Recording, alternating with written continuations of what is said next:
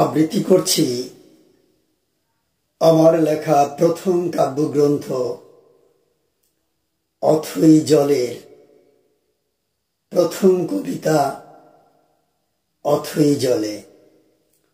নির্বাক পাথরের মূর্তির মতো যখন তুমি অপলক দৃষ্টিতে শুধু চেয়ে রইলে, আর হারালে যখন শ্রাবণ মেঘের ধারায়, ভিজালে বুক তুমি আঁখি জলে, অথৈ জলে ভাসালে আমায়।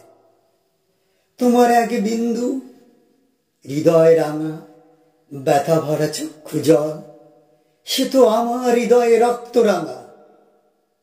তুমি নির্বাক পাথরের মূর্তির মতো